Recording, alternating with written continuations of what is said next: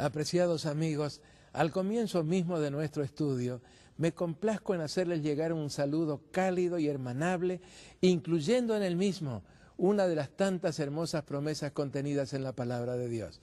¿Dónde? En San Mateo 11:28. Una sentida invitación de Jesús que nada ha perdido su actualidad. Venid a mí todos los que estáis trabajados y cargados, y yo os haré descansar. Fatigados, cansados y desanimados como a veces nos sentimos, Cristo nos ofrece descanso. Un descanso que no depende de las circunstancias, sino que nos coloca por encima de ellas, en la misma atmósfera del cielo. Volviendo ahora a nuestro estudio del libro del profeta Daniel, de las 15 características que identifican al poder representado por el cuerno pequeño, hemos considerado hasta ahora 14 de ellas. Por lo tanto, hay una que he omitido. ¿Por qué la omití? ¿Será porque no es tan importante? No, sino que precisamente por ser tan importante, la he postergado para poder dedicarle un poco más de tiempo. ¿Cuál es esa característica y dónde está registrada en el capítulo 7? La encontramos expresada en el verso 25, en palabras del ángel Gabriel. Y hablará palabras contra el Altísimo, y a los santos del Altísimo quebrantará, y pensará en cambiar los tiempos y la ley. Esta es la importantísima característica que pasé por alto en nuestro último estudio, la número 14 de la lista. Pensará en cambiar los tiempos y la ley. El cuerno pequeño habría de ser un poder ilegal. Ilegal en dos sentidos, como lo anticipa el verso 25. Pensará en cambiar los tiempos y la ley. Primero, pensará en cambiar los tiempos. Y segundo, pensará en cambiar la ley. La forma verbal pensará es mucho más enfática en el arameo, idioma en el que se escribió el capítulo 7. Así el vocablo arameo sebar se traduce mucho mejor como se propondrá, hará todo lo posible, se esforzará al máximo por. Traducciones todas que apuntan a un esfuerzo deliberado, premeditado y constante por cambiar los tiempos y cambiar la ley. En otras palabras, el cuerno pequeño no solo habría de dirigir su accionar contra Dios, intentando atrevidamente arrebatarle atributos y prerrogativas que solo corresponden a la divinidad, no solo habría de perseguir tenazmente a los verdaderos hijos de Dios, sino que en forma premeditada, deliberada y persistente, trataría de tomar en sus manos el control de los tiempos, es decir, el control de la historia. Y con el mismo empeño también se esforzaría por introducir alteraciones blasfemas en la ley. ¿Qué ley? La ley de Dios, expresada en los 10 mandamientos del Decálogo. Porque las leyes de los hombres, ustedes bien lo saben, cambian constantemente. Esta controversia no es nueva, sino que comenzó hace milenios. Y en la misma morada de Dios, cuando uno de los ángeles, Lucifer, el más exaltado y poderoso de todos ellos, codició no el carácter de Dios, sino su poder. 3 profetas, Isaías y Ezequiel en el Antiguo Testamento y Juan en el Nuevo, por revelación divina, escribieron acerca de lo que podríamos llamar la prehistoria de la rebelión. El primero de ellos, Isaías, en el capítulo 14 de su profecía, describió de esta manera la gestación de la rebelión en la mente de Lucero o Lucifer. ¿Cómo caíste del cielo, oh Lucero, hijo de la mañana? Tú que decías en tu corazón, subiré al cielo, en lo alto, junto a las estrellas de Dios levantaré mi trono, y en el monte de la asamblea me sentaré a los lados del norte.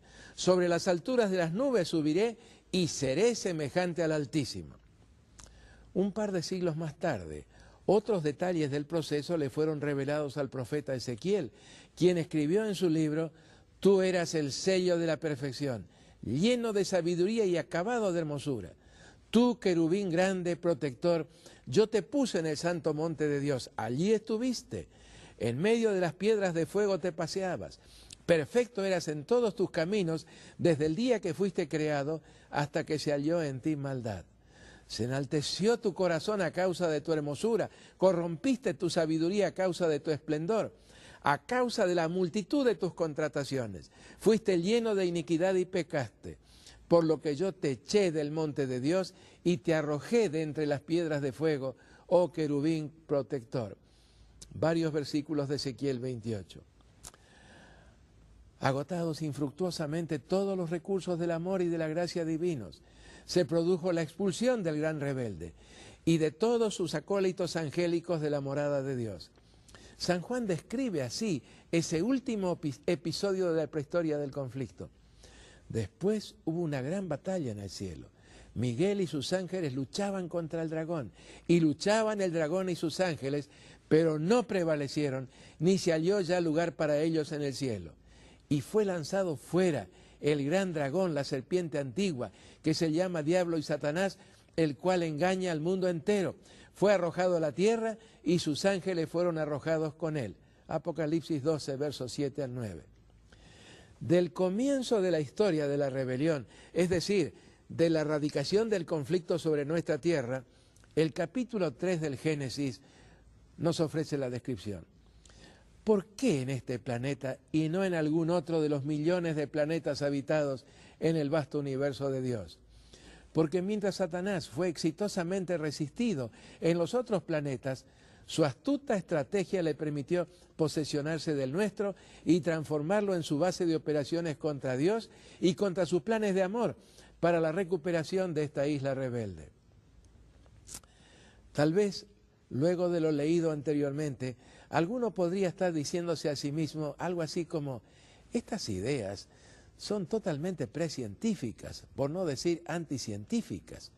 Hace más de un siglo que la ciencia las ha descartado por completo. Acepto.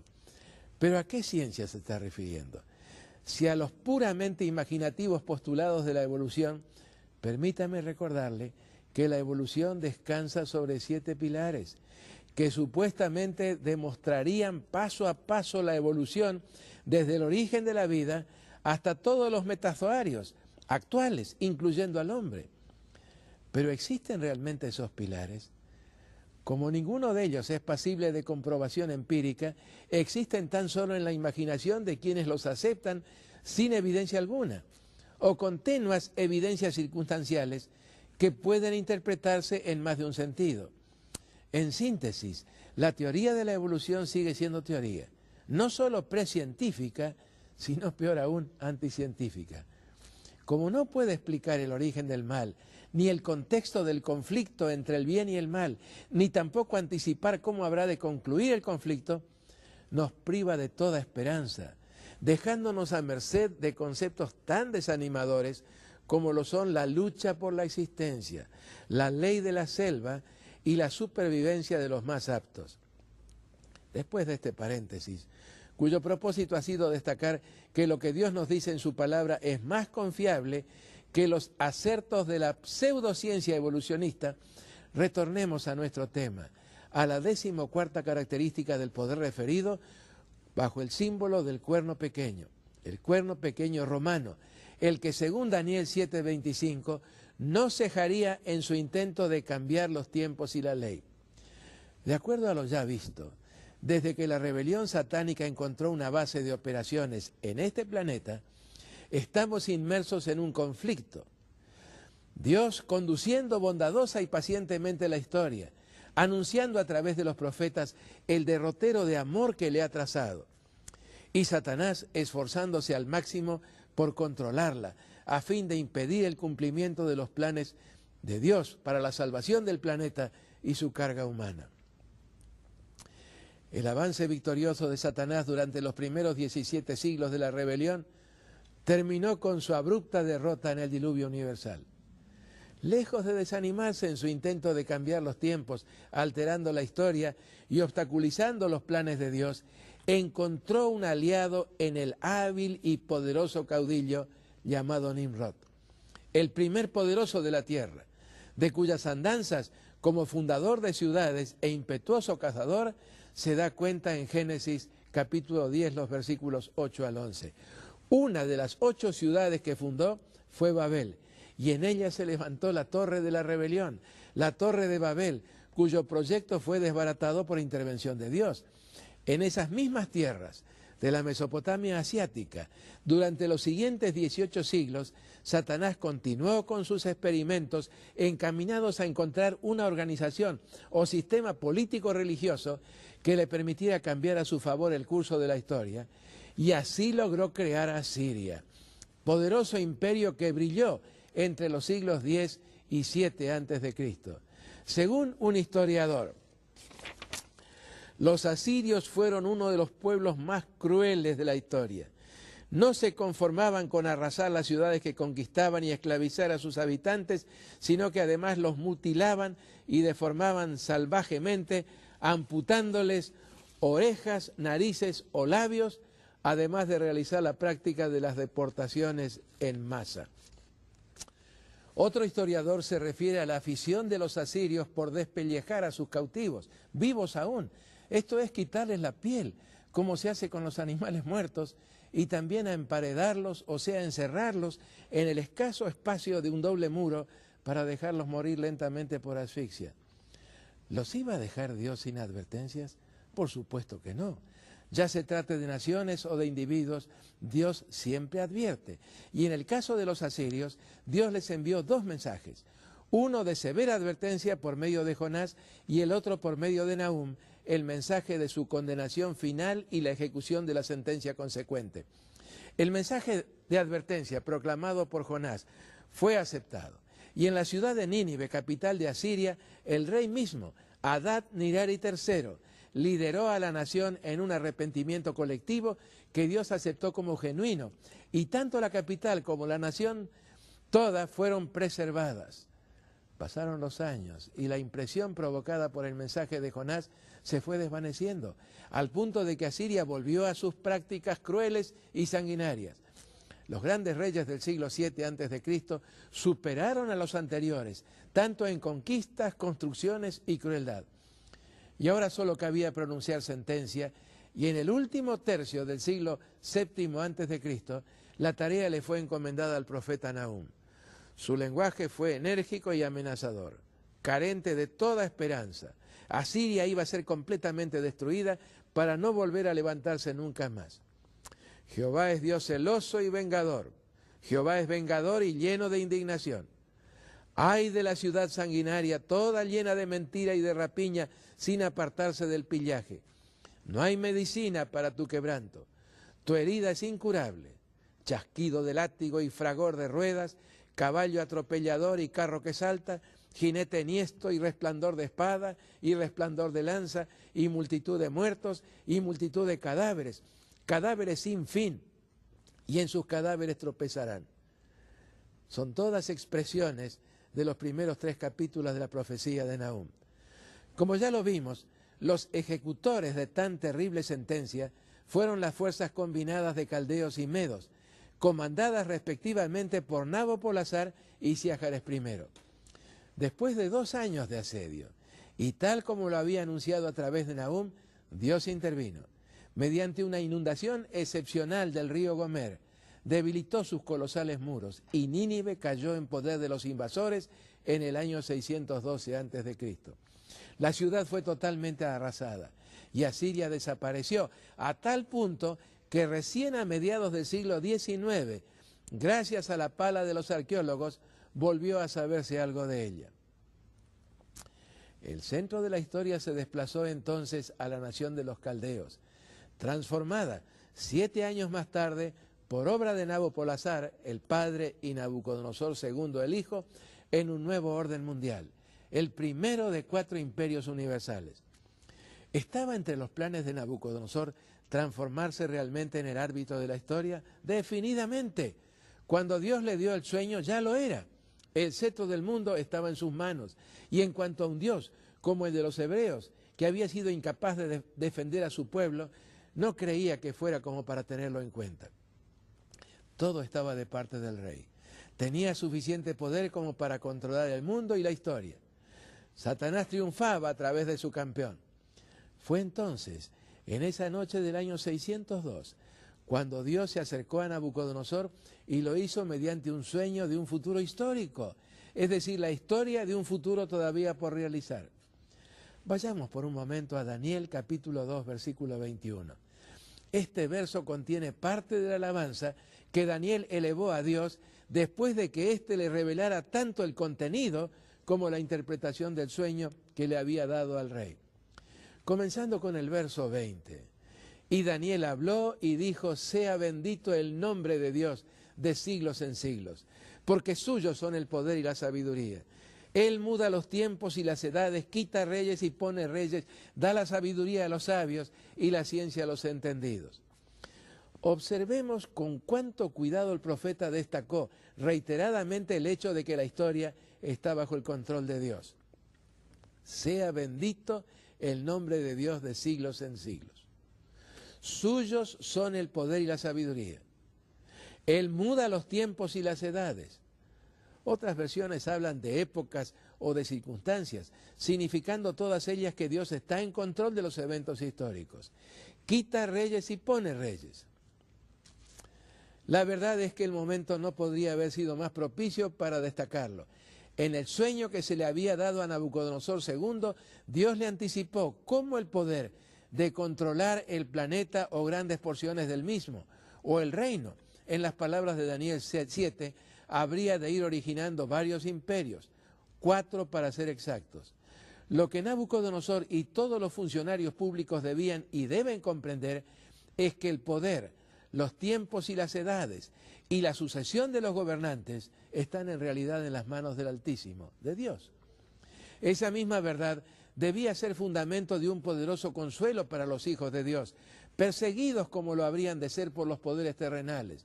Podían tener la plena seguridad de, aunque las circunstancias pudieran parecer indicar lo contrario, el control de los eventos, la conducción de la historia, continúan en las manos de Dios. Nabucodonosor lo aceptó en su momento, como lo revela el verso 47 del mismo capítulo 2. Emocionado ante lo que se le había revelado, el rey exclamó: ciertamente el Dios vuestro es Dios de dioses y Señor de los reyes. Reconoció pública y plenamente y con notable humildad que en última instancia el poder no está en manos de los gobernantes, sino en las del Señor de los reyes. La Biblia hace muy claro que es Dios quien permite que las naciones asciendan al escenario de la historia, sin que esto signifique que Dios apruebe todo lo que sus gobernantes pudieran hacer o intentaran hacer. La palabra de Dios también enseña en forma muy enfática que el Señor lleva la contabilidad de las decisiones y las acciones en el ejercicio del poder. Y cuando las cifras sobrepasan ciertos límites establecidos por la tolerancia divina, cuando ya no hay más posibilidad de lograr la colaboración de ese poder gobernante o nación, Dios lo pone a un lado y otro poder sube entonces al escenario. Nabucodonosor aceptó esa verdad y pareció hacerlo sinceramente, pero el paso de los años y el orgullo alentado por sus incesantes victorias hicieron su efecto, y en todo lo relacionado con la construcción de la estatua y su inauguración, tal como lo narra el capítulo 3 del libro, resultó evidente que el rey estaba planeando arrebatar el control de la historia de las manos de Dios. Mediante la inauguración de aquella estatua, había decidido declarar ante los pueblos que él, el rey, estaba en condiciones de alterar los planes de Dios con relación a la historia, y esa estatua habría de proporcionar la evidencia de que su imperio, el babilónico, habría de ser eterno e indestructible. Con ese plan, el rey había cruzado un límite que ya no se podía tolerar, y Dios intervino, frustrando la inauguración de la estatua. Años más tarde, 55 para ser exactos, en la noche del 12 de octubre del año 539 a.C., Belsasar, totalmente olvidado de lo ocurrido a su abuelo, intentó un desafío similar. En circunstancias en que las aguerridas tropas de lo que habría de ser el segundo imperio universal, me refiero a Medo-Persia, rodeaban a Babilonia, el rey ofreció un magnífico, aunque totalmente inoportuno, banquete a todos sus oficiales, 1 millar de ellos. ¿En qué momento del mismo lanzaría su desafío? Mientras su mente se mantuvo lúcida, no se animó a hacerlo, pero cuando el alcohol barrió sus inhibiciones, su prudencia desapareció, y entonces, borracho por el vino de Babilonia como lo estaba, incapaz siquiera de mantenerse en pie, Belsasar se atrevió a intentar lo insensato e imposible, asir en sus manos temblorosas el timón de la historia.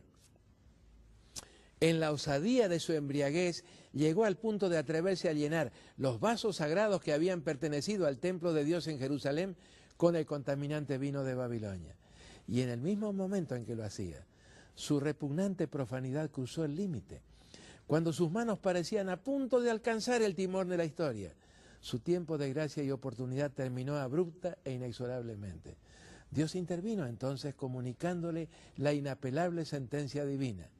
En la infalible contabilidad del cielo se lo había declarado en bancarrota total. Había sido pesado en la balanza divina y el fiel de la misma había indicado una deficiencia irreparable.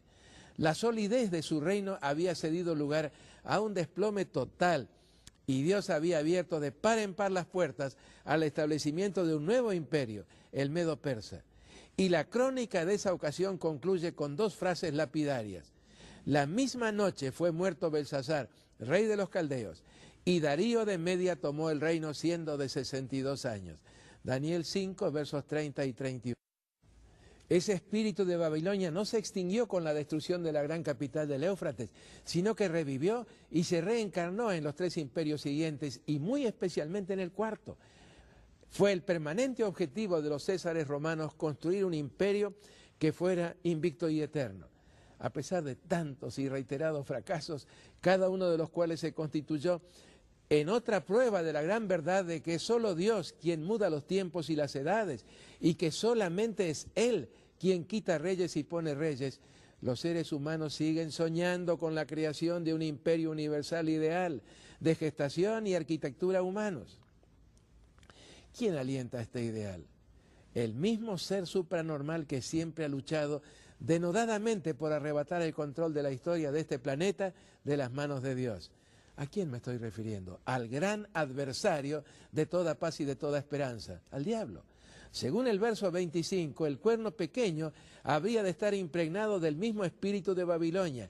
Deliberada y premeditadamente trataría de lograr el control de los tiempos, de los eventos, esto es de la historia. Esto mismo revela el espíritu que habría de animar todo su accionar, lograr el control de naciones y reinos, de cuerpos y almas y llegar a ser el único árbitro del escenario mundial. Tal vez conviene recordar en este punto algunos de los axiomas o principios rectores elaborados por el Papa Gregorio VII, que lo fue del año 1073 a 1085. Y los leo de una obra del jesuita Malachi Martin, publicada en 1983. El Papa es Señor absoluto de la Iglesia, estando por encima de los fieles, los clérigos y los obispos, también lo es de las iglesias locales, regionales y nacionales, y está encima de los concilios. El Papa es Señor supremo del mundo. Todos le deben sometimiento, incluidos los príncipes, los reyes y el propio emperador. La Iglesia romana no erró nunca ni errará jamás. Únicamente el Papa tiene derecho de usar las insignias imperiales. Solamente el Papa puede ofrecer su pie para ser besado por los príncipes. Solamente el Papa tiene el derecho de deponer emperadores y reyes. El Papa no puede ser juzgado por nadie.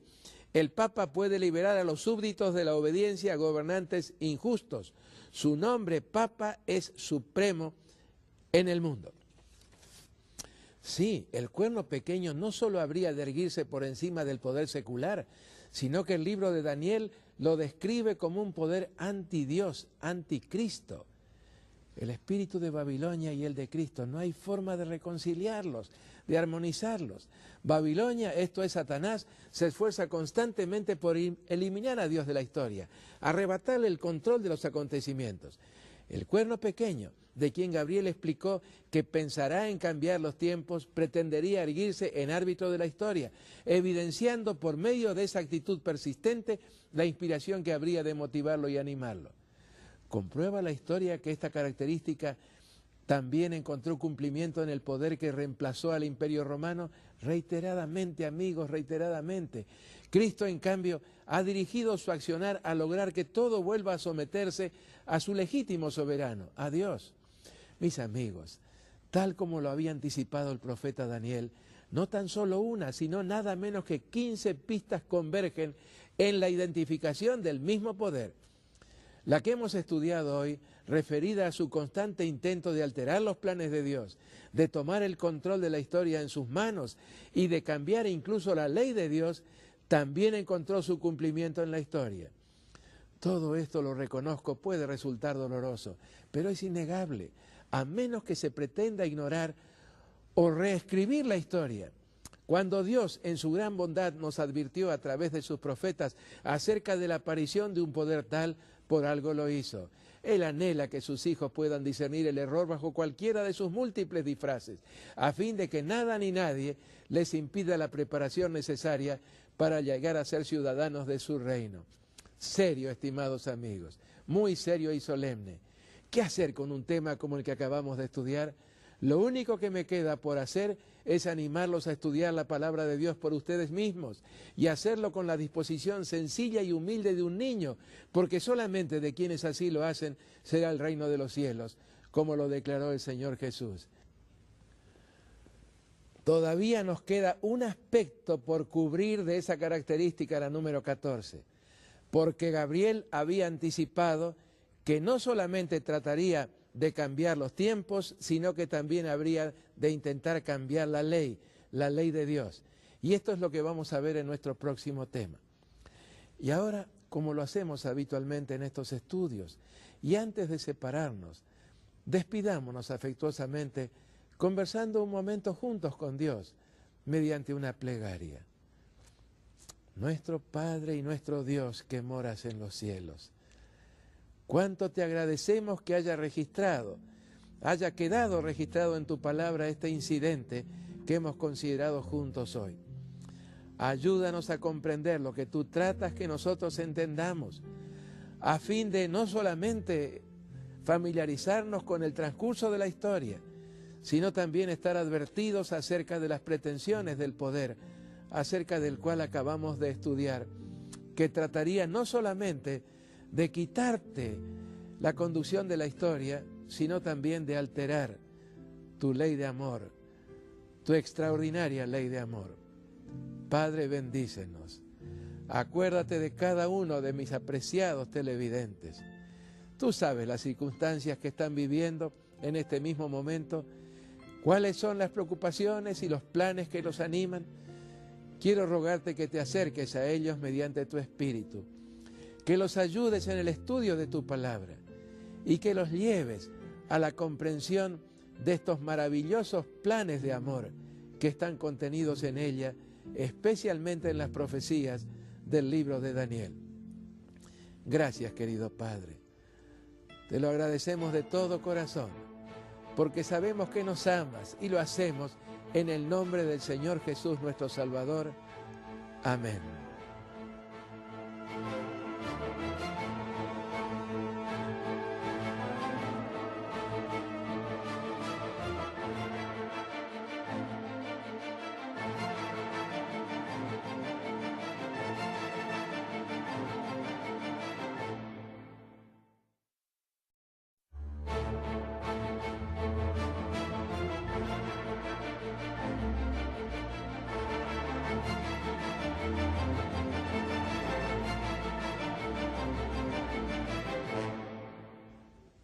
Apreciados amigos, al comienzo mismo de nuestro estudio, me complazco en hacerles llegar un saludo cálido y hermanable, incluyendo en el mismo una de las tantas hermosas promesas contenidas en la palabra de Dios. ¿Dónde? En San Mateo 11:28. Una sentida invitación de Jesús que nada ha perdido su actualidad. Venid a mí todos los que estáis trabajados y cargados, y yo os haré descansar. Fatigados, cansados y desanimados como a veces nos sentimos, contra el Altísimo, y a los santos del Altísimo quebrantará, y pensará en cambiar los tiempos y la ley. Esta es la importantísima característica que pasé por alto en nuestro último estudio, la número 14 de la lista. Pensará en cambiar los tiempos y la ley. El cuerno pequeño habría de ser un poder ilegal, ilegal en dos sentidos, como lo anticipa el verso 25. Pensará en cambiar los tiempos y la ley. Primero, pensará en cambiar los tiempos. Y segundo, pensará en cambiar la ley. La forma verbal pensará es mucho más enfática en el arameo, idioma en el que se escribió el capítulo 7. Así el vocablo arameo sebar se traduce mucho mejor con Cristo nos ofrece descanso, un descanso que no depende de las circunstancias, sino que nos coloca por encima de ellas, en la misma atmósfera del cielo. Volviendo ahora a nuestro estudio del libro del profeta Daniel, de las 15 características que identifican al poder representado por el cuerno pequeño, hemos considerado hasta ahora 14 de ellas. Por lo tanto, hay una que he omitido. ¿Por qué la omití? ¿Será porque no es tan importante? No, sino que precisamente por ser tan importante, la he postergado para poder dedicarle un poco más de tiempo. ¿Cuál es esa característica y dónde está registrada en el capítulo 7? La encontramos expresada en el verso 25, en palabras del ángel Gabriel, y hablará palabras con alteraciones blasfemas en la ley. ¿Qué ley? La ley de Dios, expresada en los 10 mandamientos del Decálogo. Porque las leyes de los hombres, ustedes bien lo saben, cambian constantemente. Esta controversia no es nueva, sino que comenzó hace milenios. Y en la misma morada de Dios, cuando uno de los ángeles, Lucifer, el más exaltado y poderoso de todos ellos, codició no el carácter de Dios, sino su poder. 3 profetas, Isaías y Ezequiel en el Antiguo Testamento y Juan en el Nuevo, por revelación divina, escribieron acerca de lo que podríamos llamar la prehistoria de la rebelión. El primero de ellos, Isaías, en el capítulo como se propondrá, hará todo lo posible, se esforzará al máximo por traducciones todas que apuntan a un esfuerzo deliberado, premeditado y constante por cambiar los tiempos y cambiar la ley. En otras palabras, el cuerno pequeño no solo habría de dirigir su accionar contra Dios, intentando atrevidamente arrebatarle atributos y prerrogativas que solo corresponden a la divinidad, no solo habría de perseguir tenazmente a los verdaderos hijos de Dios, sino que en forma premeditada, deliberada y persistente, trataría de tomar en sus manos el control de los tiempos, es decir, el control de la historia. Y con el mismo empeño también se esforzaría por introducir